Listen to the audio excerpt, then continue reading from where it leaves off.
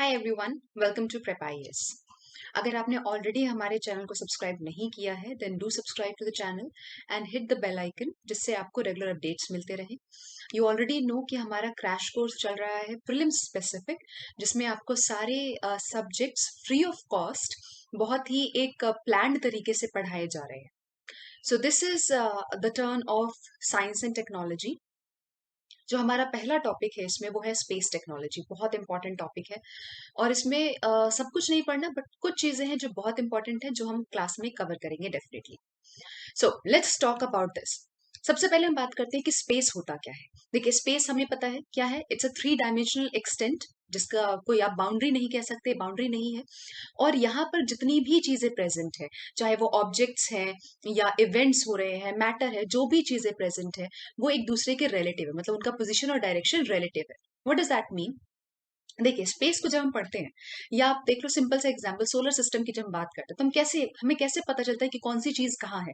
हम सन को as a centre मान के फिर देखते हो कि फाइन, ये वाला प्लेनेट इतनी दूर है, ये वाला प्लेनेट इतनी दूर है, ये वाला प्लेनेट इतनी दूर है, ये ऑर्बिट इतनी दूर है, ऐसे ही पढ़ते हैं। ठीक है, तो एक दूसरे के रिलेटिव स्टडी होती है स्पेस के अंदर। Now let's talk about space research. Space research की जब हम बात करते हैं तो इसके अंदर आपको ड्यूअल यूज टेक्नोलॉजी मिलेगी। इसका क्या मतलब है? जो टेक्नोलॉजी है वो डिफेंस सेक्टर और सिविलियन पर्पस, मतलब आम इंसान के लिए और डिफेंस सेक्टर दोनों में इस्तेमाल किया जाता है स्पेस रिसर्च का। राइट, इंडिया में भी ऐसा ही है। इंडियन स्पेस रिसर्च की अगर हम बात करते हैं तो वो दोनों में यूज होता है, सिविलियन पर्पस के लिए भी है एंड डिफेंस सेक्टर के लिए भी है। तो सबसे पहले हम बात करते हैं इंडियन स्पेस रिसर्च प्रोग्राम की। देखिए, इसमें सबसे इंपॉर्टेंट चीज है committee. Indian national committee for space research. आपसे पूछा जा सकता है कि बताइए इसकी शुरुआत कब हुई थी। तो 1962 के अंदर Indian national committee for space research आया था। ठीक है, देन जो इसके अंदर आपको इंडियन स्पेस प्रोग्राम शुरू किया गया था नवंबर 1969 में। और उसी के साथ Indian space research development, Indian space research department की शुरुआत की गई 1972 के अंदर, जिसके अंदर इसरो आता है। ठीक है, तो हम सब इसरो के बारे में पढ़ते हैं, बट वो कहाँ से शुरू हुआ है? यहाँ से शुरू हुआ है। फिर नेक्स्ट सवाल उठता है कि बताइए, डिपार्टमेंट ऑफ स्पेस है, ये कौन सी मिनिस्ट्री के अंदर आता है? तो it is a ministry, it is a part of ministry of science and technology. ठीक है, ministry of science and technology के अंदर आता है ये। Okay, now the question is, ये जो हम इंडियन स्पेस रिसर्च प्रोग्राम की बात कर रहे हैं या स्पेस रिसर्च की बात कर रहे हैं, तो इसका आइडिया कहाँ से आया, इसकी शुरुआत कैसे हुई? तो आपने एक नाम सुना होगा, विक्रम साराभाई।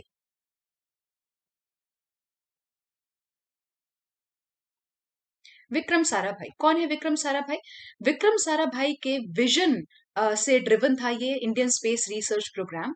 उनको फादर ऑफ स्पेस टेक्नोलॉजी आप बोल सकते हैं, स्पेस रिसर्च बोल सकते हैं आप। ठीक है, तो उन्हीं के उनका विजन था जिसके ऊपर ये स्पेस रिसर्च प्रोग्राम शुरू किया गया। और इसका आइडिया ये था, इसके अंदर इसके तहत करना क्या चाहते थे, जो स्पेस है, मतलब स्पेस साइंस और टेक्नोलॉजी है, उसको प्रमोट करना चाहते थे। ठीक है, उसका डेवलपमेंट, उसका एप्लीकेशन, उसको प्रमोट करना चाहते थे। अब इसमें क्या क्या चीजें आ सकती है, जैसे ऑब्जेक्टिव क्या होगा? तो सबसे पहला ऑब्जेक्टिव तो यही है, जो आउटर स्पेस है उसको पीसफुल पर्पजेस के लिए यूटिलाइज करना। ठीक है, पहला आउटर स्पेस को पीसफुल पर्पजेस के लिए यूटिलाइज करना। नेक्स्ट वुड बी, जितने भी स्पेस सर्विसेज हैं उसको सेल्फ रिलायबल मैनर में इस्टेब्लिश करना। ठीक है, कि सेल्फ रिलायबल हो सके, इस वे में उसको इस्टेब्लिश करना। Then the most important part, space research को शुरू ही इसलिए किया गया था ताकि जो सैटेलाइट्स हैं या लॉन्च व्हीकल्स हैं उनको डेवलप किया जा सके, उनको डिजाइन किया जा सके, फैब्रिकेट किया जा सके। ठीक है, किसको? सैटेलाइट्स को और लॉन्च व्हीकल्स को। हमें पता है सैटेलाइट्स को पहुंचाने के लिए हमें लॉन्च व्हीकल्स की जरूरत पड़ेगी, तो इन दोनों को फैब्रिकेट कर सके, इनको डिजाइन कर सके, डेवलप कर सके, इसके लिए स्पेस रिसर्च को शुरू किया गया था। ठीक है, अब सबसे पहले हम इसमें बात करते हैं, मतलब इसमें कुछ है, जैसे आपको मैं नेम बता देती हूँ, जस्ट अ सेक। जैसे अगर आपसे पूछा जाए कि बताइए स्पेस रिसर्च के लिए इंडिया में कौन कौन से मेन सेंटर्स हैं, तो सबसे पहला आता है ISRO, of course, ISRO satellite centre Bangalore. The second would be VSSC, Vikram Sarabhai satellite centre. ये कहाँ पे है? It is in Thiruvananthapuram. And the third one is SDSC। SDSC क्या है? Satish Dhawan space centre. इसका एक और नाम था जो मैं भी आपको बताऊंगी। This is in Sriharikota. And finally, it is Space Application Center. Space application centre, Ahmedabad. तो इन चारों को हम थोड़ा थोड़ा करके पढ़ेंगे। देखिए, मैं आपको जितनी चीजें बताने वाली, क्योंकि ये क्रैश कोर्स है, तो I am gonna cover everything which is absolutely very important. ठीक है। अब इसमें क्या हो सकता है कि हम, हो सकता है कुछ चीजों में बहुत डेप्थ में ना जाए जिसमें से पूछने की प्रोबेबिलिटी कम है, लेकिन हम सारी चीजें कवर करेंगे ताकि जब आप आंसर राइटिंग कर रहे हो, not just in prelims, in mains also, when you are doing the answer writing, तो आपके पास बहुत सारे पॉइंट्स होंगे लिखने के लिए। प्रीलिम्स में जहां से क्वेश्चंस बनते हैं, वहां से हम क्वेश्चंस उठाएंगे। ठीक है। ओके। तो सबसे पहले हम बात करते हैं इसरो सैटेलाइट सेंटर बैंगलोर की। बैंगलोर की बात करते हैं तो यहाँ पर देखो, ये एक काफी इंपॉर्टेंट सेंटर है, हमें पता है। ठीक है, इसरो का। यहाँ पर क्या होता है, जितने भी इंडियन मेड सैटेलाइट्स है, उनका डिजाइन, डेवलपमेंट, फैब्रिकेशन, टेस्टिंग, ये सारी चीजें यहाँ पर होती है। क्लियर। नेक्स्ट आता है वीएसएससी तिरुवनंतपुरम। वीएसएससी तिरुवनंतपुरम, क्या नाम है इसका? Vikram Sarabhai space centre. ठीक है, I just right it. It is Vikram Sarabhai space centre. Vikram Sarabhai space centre, ठीक, इज अ वेरी इंपॉर्टेंट, या इनफैक्ट आप कह सकते हैं lead centre for design and development of launch vehicle, जो हमारे सैटेलाइट के लिए बहुत ज्यादा इंपॉर्टेंट होते हैं, हमारे स्पेस रिसर्च प्रोग्राम में हेल्प करती है। ठीक है, जो मेजर प्रोग्राम्स यहाँ पर हुए हैं वो कौन कौन से हैं? PSLV, that is polar satellite launch vehicle. Don't worry, हम ये सारे क्या क्या होते हैं, थोड़ा थोड़ा हम आइडिया हम डेफिनेटली लेने वाले हैं, हम ये पढ़ेंगे। Then GSLV, that is geosynchronous satellite launch vehicle, Rohini sounding rockets, और geosynchronous satellite launch vehicle का डेवलपमेंट, ये सारा हम यहाँ पर देखेंगे। सो बेसिकली पीएसएलवी, जीएसएलवी और रोहिणी साउंडिंग रॉकेट्स। ठीक है, तो ये सारा आप यहाँ पर देखोगे कि यहाँ पर हुए हैं। अब नेक्स्ट इज CHAR, श्रीहरिकोटा। इस सेंटर को सबसे पहले, जिसका पहला नाम था वो था Sriharikota high altitude range, SHAR, और बाद में जो मैंने आपको नाम बताया है सतीश धवन स्पेस सेंटर, बाद में इसका नाम कर दिया गया सतीश धवन स्पेस सेंटर इन 2002। ठीक है। अब सतीश धवन ही क्यों? क्योंकि Satish Dhawan was the former chairman of ISRO. He was the former chairman of ISRO, और इन्होंने डिपार्टमेंट ऑफ साइंस में सेक्रेटरी की तरह भी काम किया, तो उनके नाम पे इस को रीनेम कर दिया गया था। स्पेस एप्लीकेशन सेंटर अहमदाबाद, इसमें दो चीजें आपको ध्यान रखनी है। पहला, पेलोड डेवलपमेंट, यहाँ पे पेलोड डेवलपमेंट से रिलेटेड एक्टिविटीज होती है, and at the same time it also connects it everything to societal application.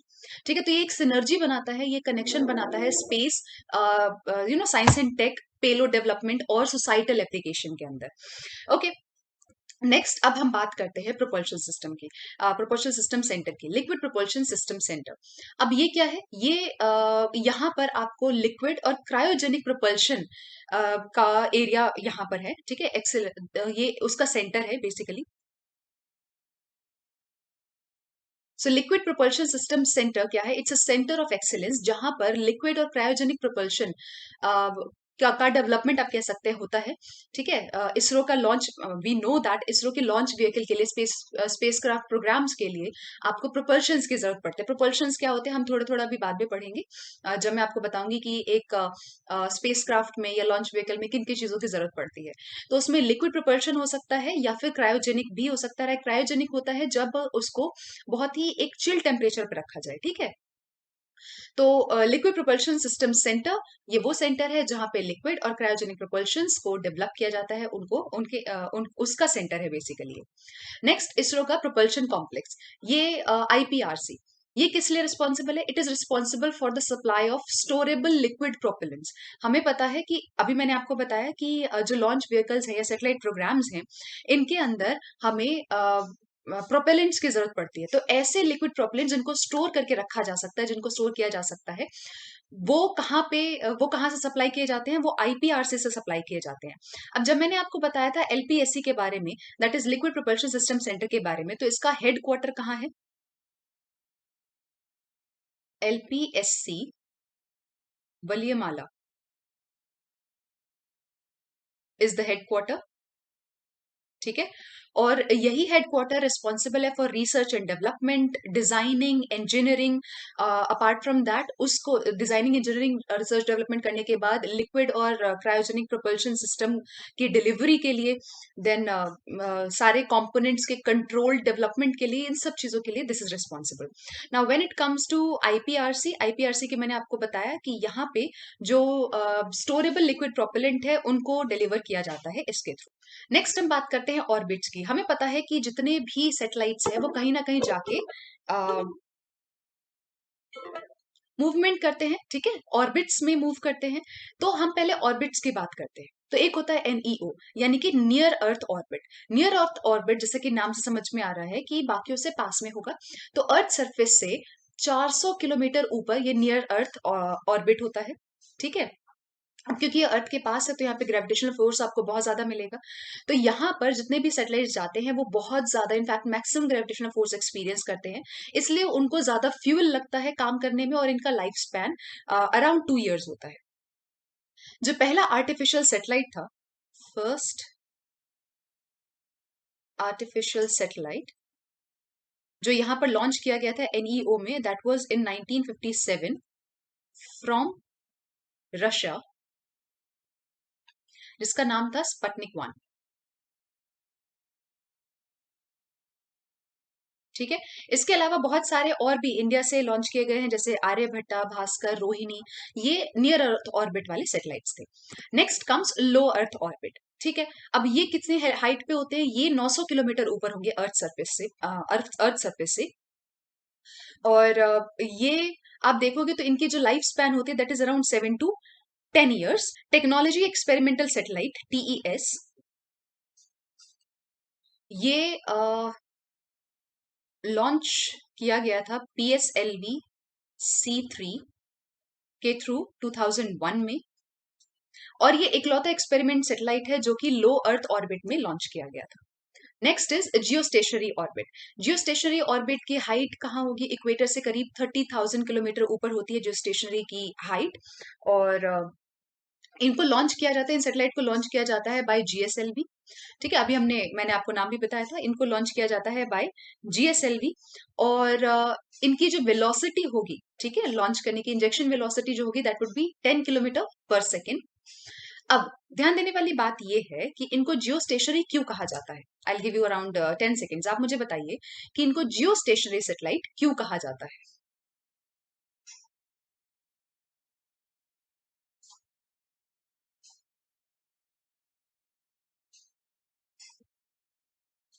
देखिए, ऑब्वियसली बात है, ध्यान से सुनिएगा। जियो स्टेशनरी सैटेलाइट का क्या होता है? ये एक सर्कुलर पाथ या सर्कुलर ऑर्बिट फॉलो करते हैं west to east above equator with the same speed as that of earth surface, ठीक है। तो इस डायरेक्शन की वजह से, इस सेम स्पीड की वजह से अर्थ से अगर आप देखोगे तो ऐसा लगेगा ये मूव ही नहीं कर रहे हैं, इसलिए इनको जियो स्टेशनरी सैटेलाइट कहा जाता है, क्योंकि सिंक्रोनस है ऑर्बिट ऑफ अर्थ के, इसलिए इनको जियो स्टेशनरी सैटेलाइट कहा जाता है, ठीक है।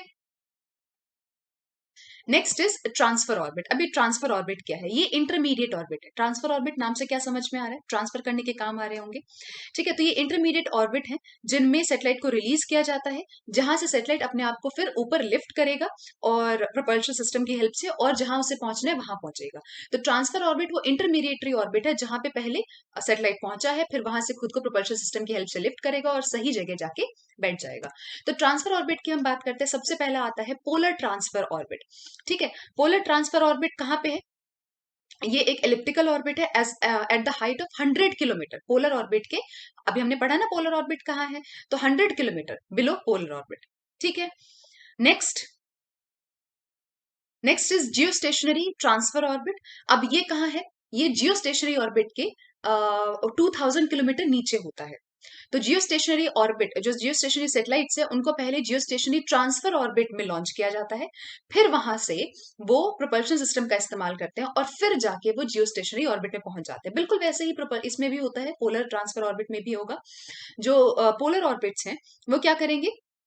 वो सबसे पहले उठ के पोलर ट्रांसफर ऑर्बिट में पहुंचेंगे, फिर वहां से प्रोपल्शन सिस्टम का इस्तेमाल करके पोलर ऑर्बिट में पहुंच जाएंगे, ठीक है, पोलर सैटेलाइट्स का। Next satellite launching station.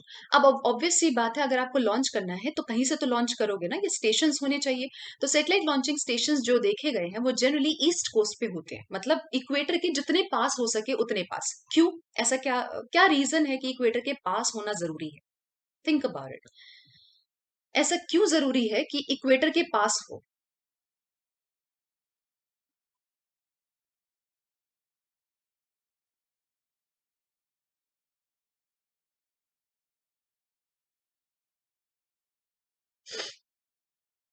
देखिए, इक्वेटर के पास होने का के पास होने की एक्चुअली दो वजह है। एक आप पढ़ेंगे ज्योग्राफी में, एक मैं बता देती हूँ। वहां पे बहुत सारा पानी होता है। तो लेट्स सपोज कोई आपका प्रोग्राम फेल भी हो जाता है तो वो जाके पानी में गिरेगा, ठीक है? वो लैंड एरिया पे जाके लोगों को परेशान नहीं करेगा, ठीक है? या फिर डिस्ट्रक्शन नहीं कॉज करेगा बहुत सारा। नेक्स्ट, अगर हम बात करें लॉन्चिंग स्टेशंस की, तो याद रखिएगा, जैसे यहाँ पर ये एक तो इक्वेटर के पास होते हैं। जैसे अर्थ वेस्ट टू ईस्ट रोटेट करती है, जो लॉन्च व्हीकल है वो भी सेम डायरेक्शन में मूव करेगा। ठीक है, लॉन्च व्हीकल भी सेम डायरेक्शन में मूव करेगा अर्थ रोटेशन में। नेक्स्ट हम बात करते हैं सैटेलाइट्स की। अब हमने पढ़ लिया लॉन्च व्हीकल है, ठीक है, लॉन्चिंग पैड्स हमने पढ़ लिए। अब हम सैटेलाइट की बात करते हैं। सबसे बात करते हैं रिमोट सेंसिंग सैटेलाइट की। तो रिमोट सेंसिंग सैटेलाइट क्या है? ये एक space based earth observation system आप बोल सकते हैं। मतलब अर्थ के ऊपर, अर्थ का आपको ये एक ये एक space based earth observation centre है, अर्थ ऑब्जर्वेशन सिस्टम है। इसका क्या मतलब है? ये कोई भी ऑब्जेक्ट अर्थ के सरफेस से कितना क्लोज है या अर्थ के सरफेस पे कहाँ है, उसका आपको आइडिया देता है। ठीक है, अगर हम रिमोट सेंसिंग सैटेलाइट की बात करते हैं तो ये एक अर्थ के जितने भी लार्ज एरियाज है उनका एक बहुत अच्छा व्यू आपको प्रोवाइड करता है, जिसकी वजह से आप देखेंगे कि एक बहुत इंपॉर्टेंट प्लेयर की तरह काम करेगा, एक बहुत इंपॉर्टेंट रोल प्ले करेगा इन इन प्लानिंग इंफ्रास्ट्रक्चर डेवलपमेंट, या कंट्रीज के जितने नेचुरल रिन्यूएबल रिसोर्सेज हैं, रिन्यूएबल रिसोर्सेज मैनेजमेंट है, इन सब में ये हेल्प करता है, क्योंकि ये उस हिसाब से डेटा प्रोवाइड कर रहा है। जो नेचुरल रिसोर्सेज सिस्टम है, उनको नेचुरल रिसोर्सेज मैनेजमेंट सिस्टम है, उनको डेटा प्रोवाइड कर रहा है, कौन सी चीज कहाँ है, कितनी दूर है, एग्जैक्टली कहाँ पे है। ये सब चीजें हमें रिमोट सेंसिंग सैटेलाइट से पता चलती है। Good thing about this is, जिसका डेटा होता है वो 15 टाइम्स चीपर है। ठीक है, 15 टाइम्स सस्ता है, ज्यादा एक्यूरेट है और सिस्टमैटिक है। नेशनल रिमोट सेंसिंग एजेंसी कहाँ पे है? हैदराबाद। ठीक है, ये एक नोडल एजेंसी है for the reception, processing and spread of data from all India remote sensing satellite like Cartosat 1, 2, resource satellite 1, etcetera. ठीक है, तो जब भी आप कोई भी चीज पढ़ते हैं, जैसे मैंने सैटेलाइट का बताया आपको, सबसे पहला रिमोट सेंसिंग सैटेलाइट, तो जैसे ये नेम्स है, एक दो नेम्स आप याद रखना। ठीक है, क्योंकि आपसे पूछा जा सकता है which of the following is a remote sensing satellite, या आपसे बाद में मेंस में आपसे पूछा जाए right right short notes on types of satellite, तो उसमें जब आप अलग अलग टाइप्स बताएंगे तो एक दो आपको एटलीस्ट नाम पता होने चाहिए। ठीक है, अब ये जो रिमोट सेंसिंग सैटेलाइट है, इसका यूज कहाँ कहाँ पर देखने को मिलता है? जैसे मैंने आपको बताया कि ये अर्थ के ऊपर जितने भी लार्जर एरियाज हैं, कहाँ पर है, कितनी दूर है, इसका एक सिनॉप्टिक व्यू आपको प्रोवाइड करता है। तो इसके बहुत सारे फील्ड्स में बहुत ज्यादा फायदे होते हैं। जैसे कि सबसे पहले देखो, फील्ड ऑफ एग्रीकल्चर में हमें पता है कि हमें पहले अगर ये पता चल जाए कि कितना क्रॉप एरिया है, ठीक है, तो हम बहुत चीजें पता कर सकते हैं, एग्रीकल्चर बेटर हो सकता है। तो ये आपको रिमोट सेंसिंग सैटेलाइट हेल्प करता है ये फाइंड आउट करने में कि नेट क्रॉप एरिया कितना है, उसको एसेस करने में। ठीक है, फिर क्रॉप प्रोटेक्शन फोरकास्ट कि जैसे अगर हम एप्लीकेशन की बात करें, कोई भी डिजीज है कि किस हद तक वो डिजीज स्प्रेड कर सकती है क्रॉप्स में, कितना वाटर अवेलेबल होगा इरिगेशन के लिए अलग अलग रिजर्वॉयर से, जो पेस्ट या लोकस्ट है उनकी मूवमेंट कहाँ से कहाँ हो रही है, कितनी मूवमेंट हो रही है, सब हमें पता चलता है रिमोट सेंसिंग सैटेलाइट से। तो obviously it will help a lot in agriculture. Second हमारा आता है in the field of forestry. Forestry में अगेन कि कितनी दूर तक क्या एक्सटेंट है फॉरेस्ट कवर का, कौन से एनिमल प्लांट स्पीसीज किस हिसाब से डिस्ट्रीब्यूटेड है। एनिमल्स जैसे हमें पता है कि अलग अलग सीजन के हिसाब से बहुत सारे माइग्रेटरी बर्ड्स और एनिमल्स हैं जो माइग्रेट करते हैं। तो उनका माइग्रेशन, एनिमल्स का माइग्रेशन कहाँ से कहाँ हो रहा है, कौन से सीजन में हो रहा है। फॉरेस्ट फायर के बारे में ये बताएंगे, उनको मैनेज कैसे कर सकते हैं ये बताएंगे। Next comes the field of coastal studies and fisheries. Fisheries के केस में क्या है? ये हार्वेस्ट, कि आप फिशेस को बेटर हार्वेस्ट कर सकते हो, उसमें आपको हेल्प करेंगे। वेदर फॉरकास्ट में रिमोट सेंसिंग डेटा ज्यादा एक्यूरेट है और शॉर्ट टर्म वेदर फॉरकास्ट में आपको हेल्प करता है। देन प्लानिंग और मैनेजमेंट में ये बहुत अच्छा काम आएगा। मैंने अभी बताया था इंफ्रास्ट्रक्चर के लिए मेनली रिमोट सेंसिंग सैटेलाइट्स का इस्तेमाल किया जाता है, तो वैसे ही अर्बन प्लानिंग में या कौन कौन से एरियाज ऐसे हैं जहाँ पे फ्लड हो सकता है या किस तरीके से उसको मिटिगेट कर सकते हैं, इन सब चीजों में remote sensing satellite helps a lot. ठीक है। Next comes Indian space system. ISRO की अगर हम बात करें तो दो मेजर स्पेस सिस्टम्स हैं। सबसे पहला इनसैट। इनसैट मतलब इंडियन नेशनल सैटेलाइट सिस्टम, जो कि आपको communication, TV, broadcast, weather related services इसमें हेल्प करता है। दूसरा है Indian remote sensing satellite system, जिनके बारे में अभी हमने पढ़ा था, जो रिसोर्स मॉनिटरिंग में आपको हेल्प कर रहा है, आपको चीजें बता रहा है एग्जैक्टली कहाँ है, कितनी है, ताकि हम उस हिसाब से बेटर प्लानिंग कर सके। ठीक है। Next comes another term which is, देखिए याद रखिएगा आज की क्लास में हम सिर्फ कुछ कुछ टर्म समझ रहे हैं, ताकि मैं आगे की क्लास में जब वो टर्म्स यूज करूं तो आपको उनका पता। So next comes reusable launch vehicle. Reusable launch vehicle क्या है? ये एक कॉम्बिनेशन है रॉकेट और एयरक्राफ्ट का। ठीक है। It will be launched from a space station. Again यहाँ पे ये जो लॉन्च व्हीकल है उसमें क्या होता है, एक स्पेस स्टेशन से इसको लॉन्च किया जाएगा, ये स्पेस में जाएगा, लेकिन इसका काम क्या होगा? या तो कोई सैटेलाइट है वहां पर, उसको प्लेस करना, या फिर कोई सैटेलाइट है उसको रिपेयर करने का भी काम करता है रीयूजेबल लॉन्च व्हीकल। ठीक है। और फिर ये लॉन्च व्हीकल वहां पे रिपेयर करके, प्लेस करके, और बिल्कुल एयरक्राफ्ट की तरह वापस आ जाएगा अर्थ के सरफेस पे। एंड वहां से, क्योंकि अब अर्थ के सरफेस पे वापस आ गए, तो इसको कई बार आप इस्तेमाल कर सकते हैं। तो it is of course much more, it is much better, cheaper, और क्योंकि ये बार बार यूज हो सकता है, तो बहुत ज्यादा, बहुत रिसोर्सफुल है। क्लियर? ठीक है। क्यों क्यों चीपर है? देखिए, खुद सोचिए कि एक बार अगर आप किसी सैटेलाइट को लॉन्च करना चाहते हैं, तो एक एस्टिमेट डेटा अगर आपको दिया जाए, तो अराउंड $13,500, ठीक है, $13,500 पर केजी ऑफ दैट सैटेलाइट आपको लगता है, राइट? और इसका जो जो ये टोटल अमाउंट है, इसका 75% जो अमाउंट है that goes into launch vehicle. जो फाइनली लॉन्च व्हीकल क्या करता है, जाता है और अल्टीमेटली ये पानी में गिर जाएगा, लॉन्च करके पानी में गिर जाएगा, तो मतलब वो वेस्ट हो गया। तो जब मुझे पता है इतना सारा अमाउंट उस चीज में जा रहा है जो फाइनली वेस्ट हो रहा है, तो क्यों ना मैं उसको किसी ऐसी चीज में यूज कर लूं जो बार बार यूज किया जा सके, तो 75% कॉस्ट मेरा बच गया। ठीक है। That is why it is cheaper. Okay.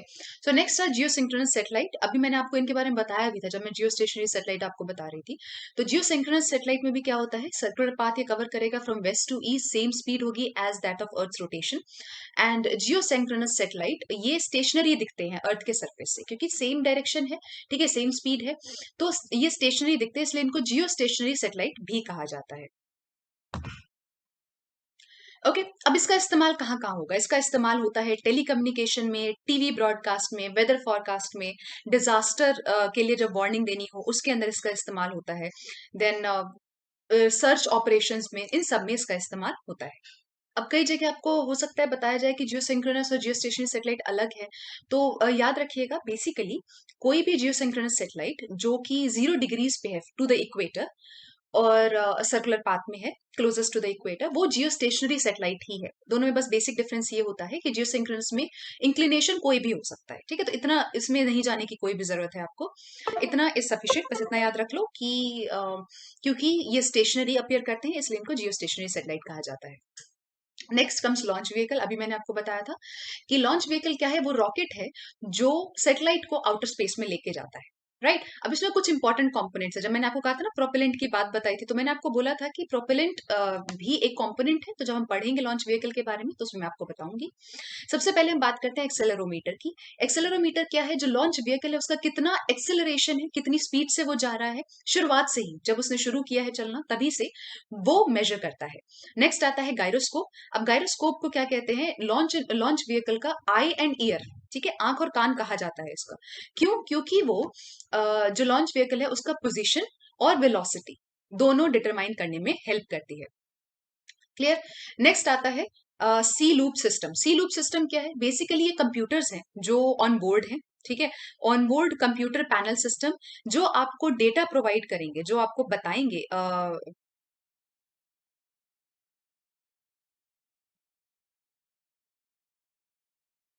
Next is C loop system. ये क्या है? This is a combination of computers. So basically this is on board computer panel system, जिसको डेटा मिलता है एक्सेलरोमीटर का और गायरोस्कोप का, और उसके बेसिस पे ये डिटरमिन करेगा कि व्हीकल को कौन से डायरेक्शन में मूव करना है, उसको गाइड करेगा शुरुआत से ही लेके।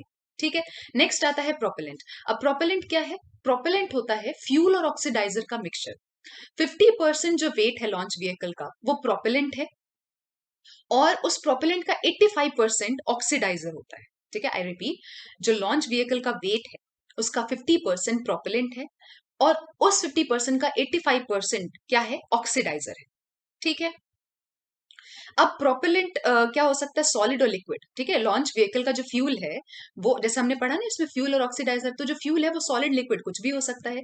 सबसे पहले हम बात करते हैं सॉलिड फ्यूल की। तो सॉलिड फ्यूल लेस करोसिव है, यानी कि जल्दी खराब नहीं होगा, लॉन्गर शेल्फ लाइफ है, इजिली इसको ट्रांसपोर्ट कर सकते हैं, ये जल्दी से बर्न हो जाता है, तो बहुत ज्यादा आपको थ्रस्ट प्रोवाइड करेगा, बहुत आसानी से व्हीकल को उठा देगा ये। Clear?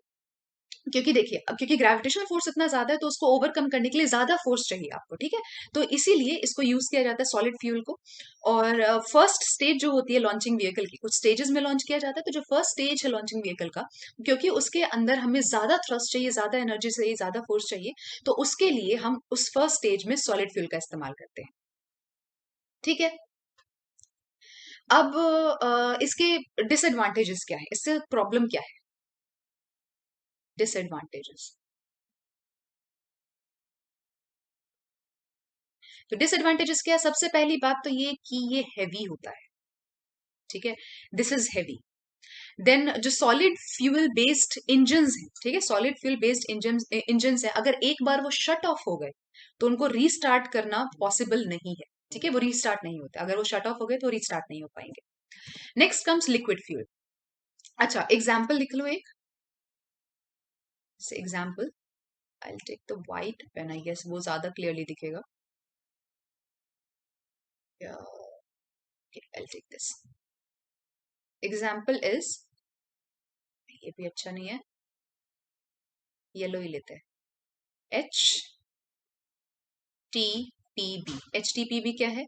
Hydroxyl terminated hydroxyl terminated polybutadiene.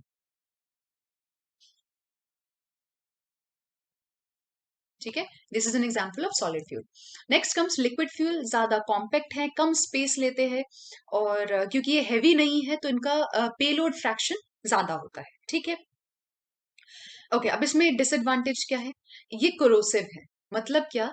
कि जल्दी खराब हो जाएंगे। ठीक है, कोरोसिव है नेचर में, तो बहुत टाइम के लिए इसको आप स्टोर करके नहीं रख सकते, ट्रांसपोर्ट करना मुश्किल होता है liquid fuel. That is the problem. India के लॉन्च व्हीकल्स की बात करते हैं। सबसे पहले आता है SLV। SLV को आप 4 स्टेजेस में देखेंगे। ठीक है, और ये मतलब 4 स्टेज है, 4 स्टेज होता है इसका, और सारे स्टेजेस में आप देखोगे कि सॉलिड फ्यूल बेस्ड है, हर स्टेज में सॉलिड फ्यूल इस्तेमाल किया जाता है। पहली बार इसको टेस्ट किया गया था सक्सेसफुली जुलाई 1 को, जिसमें पेलोड कैपेसिटी 40 to 50 थी। ठीक है, और ये एक्सपेरिमेंटल सैटेलाइट को नियर अर्थ ऑर्बिट में आराम से प्लेस कर सकता है। Next is ASLV। Now what is that? हाँ, SLV मैंने आपको फुल फॉर्म नहीं बताया, सैटेलाइट लॉन्च व्हीकल। ठीक है, this is satellite launch vehicle.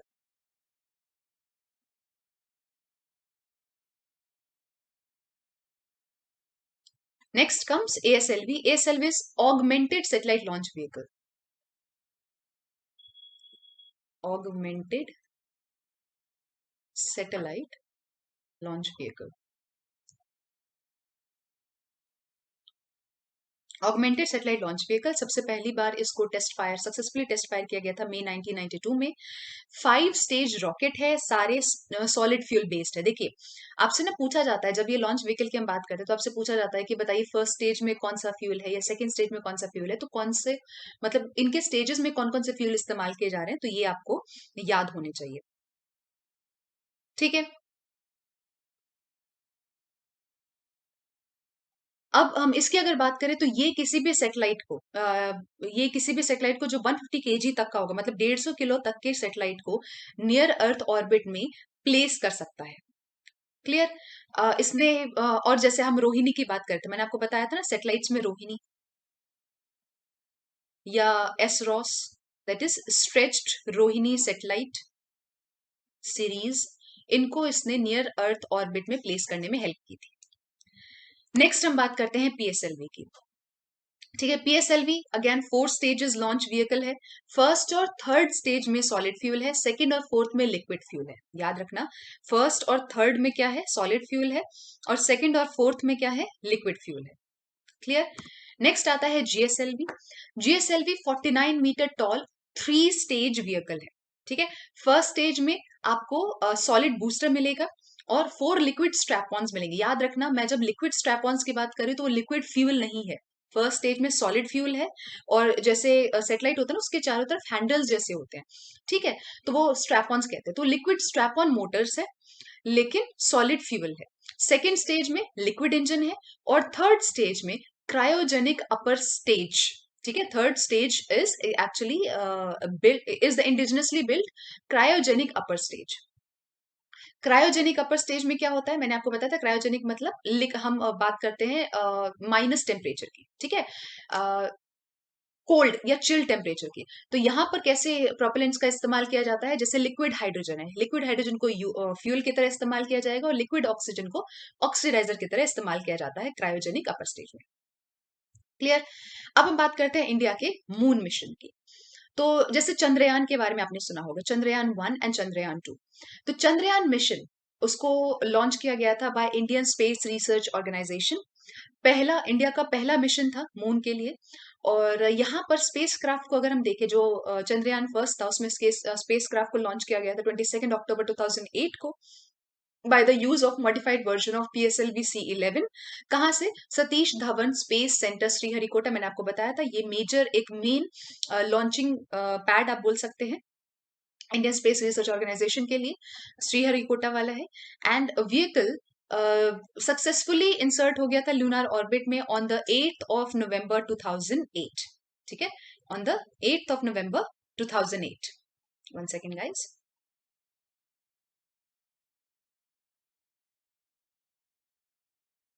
Okay, 8 November 2008। फिर हम बात करते हैं चंद्रयान 2 की। चंद्रयान, अच्छा इससे पहले चंद्रयान 1 के ऑब्जेक्टिव्स क्या क्या थे। ऑब्वियसली बात है, हमने मून मिशन था तो हम मून के बारे में ज्यादा जानना चाहते थे।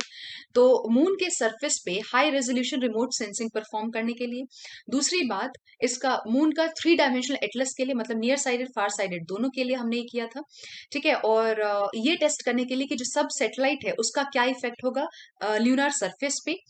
एंड देन केमिकल और मिनरोलॉजिकल स्टडीज करने के लिए मून के सरफेस पे ये बेसिकली भेजा गया था।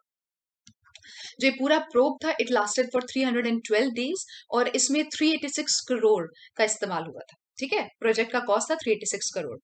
नेक्स्ट आता है चंद्रयान 2। चंद्रयान 2 की जब हम बात करते हैं तो सेकेंड ल्यूनर मिशन था इंडिया का, और चंद्रयान 1 के सक्सेस के बाद इसको यूज किया गया था।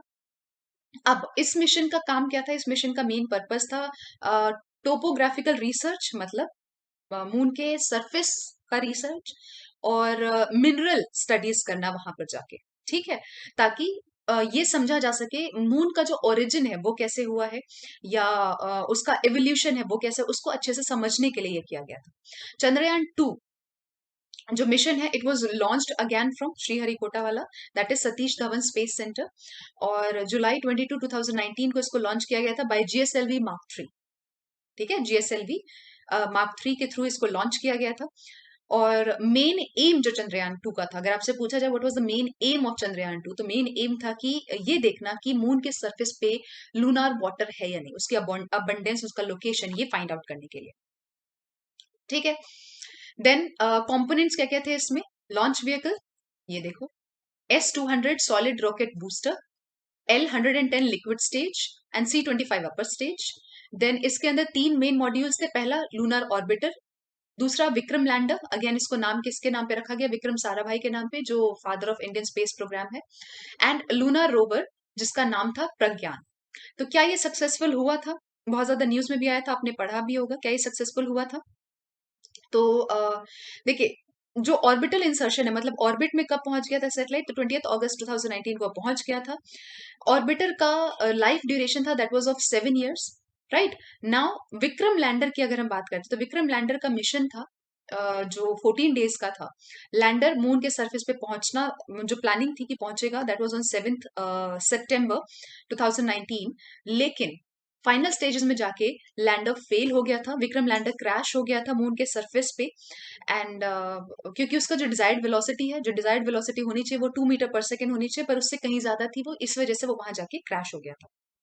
अब वो क्रैश हो गया, तो जो हम हमारा प्रज्ञान था लूना रोवर, उसकी जो प्लानिंग थी 14 डेज की, 14 डेज का ड्यूरेशन जो था उसका, ऑब्वियसली वो भी फेल हो गया, क्योंकि अल्टीमेटली शुरुआत जो लैंडर था वही फेल हो गया था, तो इसकी वजह से प्रज्ञान भी फेल हो गया। अब जैसे कि एक क्वेश्चन था, पूछा गया है प्रीवियस ईयर क्वेश्चन में, आपको कुछ प्रैक्टिस करा देती हूँ। जस्ट टेक, ओके, यहाँ पे काफी स्पेस है।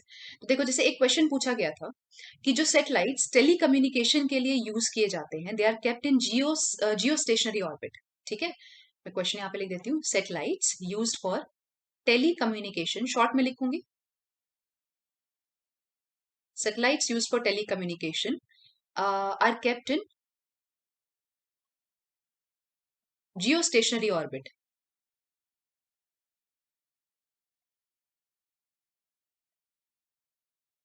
फिर आगे आपसे पूछा गया है, a satellite is said to be in such an orbit when, मतलब बेसिकली आपसे पूछा जा रहा है कि जियो स्टेशनरी ऑर्बिट के बारे में मुझे बता दो। ठीक है, जियो स्टेशनरी ऑर्बिट के बारे में आप क्या जानते हैं वो बताना। ऑप्शन है आपके पास, option number 1, the orbit is geosynchronous. Second, the orbit is circular. Third, the orbit lies in the plane of Earth's equator. Fourth, the orbit is at an altitude of 22236 kilometre. ठीक है, तो ये option, ये questions आपको दिए गए थे, अब आपको बताना है इनमें से क्या सही है। ऑप्शन नंबर ए है आपके पास 1, 2 एंड 3, ऑप्शन नंबर बी है 1, 3 एंड 4, सी है 2 एंड 4, एंड डी है 1, 2 एंड 4। बताइए क्या क्या ठीक है इसमें से। अभी हमने पढ़ा था जियो stationery satellite, geosynchronous satellite same है अगर वो इक्वेटर पे 0 डिग्री का एंगल बनाते हैं, ठीक है, और सर्कुलर ऑर्बिट में होते हैं। तो यहाँ से हमारे 3 ऑप्शंस आ गए, जियोसिंक्रोनस, सर्कुलर और इक्वेटर। ठीक है, और कौन कौन से ऑप्शन में ये तीनों है, 1, 2, 3, यानी कि 1, 2, 3 एब्सोल्युटली करेक्ट है। तो ये हमने अभी भी पढ़ा था, कितना इजी है। तो ऐसे क्वेश्चंस डायरेक्टली आपसे पूछ लिए जाते हैं। ठीक है, और जैसे जैसे हम चैप्टर्स कवर करते जाएंगे वैसे वैसे मैं आपको बताती जाऊंगी। साइंस या स्पेस टेक्नोलॉजी सिर्फ इतना नहीं है, अभी बहुत सारा जो करंट अफेयर्स का मटेरियल है जो हमें कवर करना है। ठीक है, एक बार वो कवर होता है फिर मैं आपको कुछ प्रोबेबल क्वेश्चंस भी बताऊंगी जो आपसे पूछे जा सकते हैं।